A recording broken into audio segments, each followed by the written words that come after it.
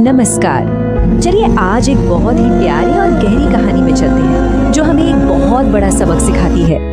ये कहानी हमें याद दिलाएगी कि मदद करने का जज्बा किसी के आकार या ताकत पर निर्भर नहीं करता। अच्छा, कहानी शुरू करने से पहले ना एक सवाल है जिस पर सोचना बनता है। क्या सच में दयालुता का एक छोटा सा काम किसी की पूरी जिंदगी बदल सकता है?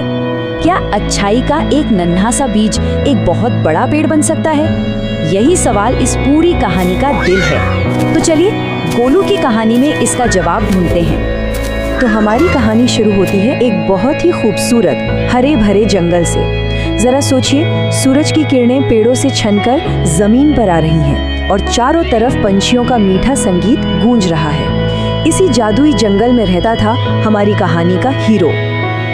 तो मिलिए हमारे दो कमाल के किरदारों से। एक तरफ तो है गोलू, एक नन्हा हाथी जो जितना बड़ा और ताकतवर था उसका दिल उससे भी कहीं ज्यादा बड़ा था। और दूसरी तरफ एक नन्ही सी चींटी जो अपने से कई गुना बड़ा भोजन का दाना उठाने की जद्दोजहद कर रही थी। आकार और शक्ति में कितना बड़ा फर्क है ना? गोलू ने जब उस नन्ही चींटी को इतनी मेहनत करते देखा ना, तो बस उसका दिल पिघल गया। उसने एक पल भी नहीं सोचा और अपनी सूंड से धीरे से उस दाने को उठाकर चींटी की मदद कर दी।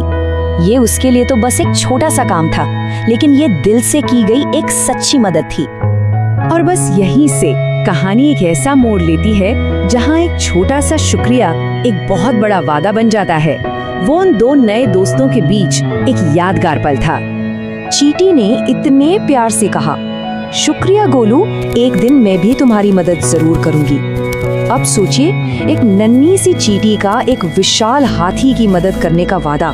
सुनने में शायद थोड़ा अजीब लगे, लेकिन यही वादा कहानी की पूरी दिशा बदलने वाला था।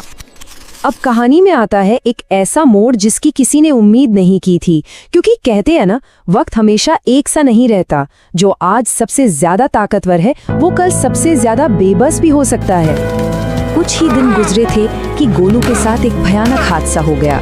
वो एक ऐसी मुसीबत में फंस गया था जहां से निकलना नामुमकिन सा लग रहा था। जी हाँ, वो एक बहुत गहरे गड्ढे में गिर गया था। अपनी पूरी ताकत लगाने के बाद भी वो बाहर नहीं निकल पा रहा था। सोचिए, वो इतना बड़ा, इतना शक्तिशाली हाथी उस वक्त बिल्कुल अकेला और बेबस महसूस कर रहा था। लेकिन ठीक उसी समय जब सारी उम्मीदें दम तोड़ रही थी, किसी को अपना भूला हुआ वादा याद आया।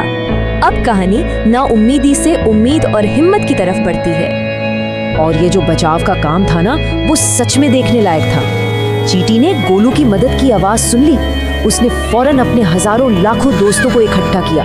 उन सब ने मिलकर एकता की वो ताकत दिखाई और उस रस्सी को कुतरना शुरू कर दिया जिसमें गोलू फंसा हुआ था। और देखते ही देखते उन नन्हे दोस्तों की मिलीजुली शक्ति ने उस विशाल हाथी को आजाद करा दिया। तो गोलू तो आजाद हो गया, पर ये कहानी सिर्फ यहीं खत्म नहीं होती। असल में कहानी का जो सबसे बड़ा सबक है वो तो अब शुरू होता है। इस कहानी से जो सबसे बड़ा सबक मिलता है ना, उसे हम कह सकते हैं गोलू का सिद्धांत। इसका मतलब सीधा सा है कि नेकी का कोई भी काम, चाहे वो कितना ही छोटा क्यों ना लगे, कभी बेकार नहीं जाता। वो अच्छाई घूम फिर कर आपके पास तब लौटती है जब आपको उसकी सबसे ज्यादा जरूरत होती है, और अक्सर ऐसे तरीकों से लौटती है जिसकी कभी कल्पना भी नहीं की होती। तो इस कहानी के आखिर में एक सवाल सबके लिए है। जरा सोचिए, गोलू की तरह आज ऐसा कौन सा छोटा सा अच्छा काम किया जा सकता है जो शायद किसी के लिए एक बहुत बड़ी मदद बन जाए।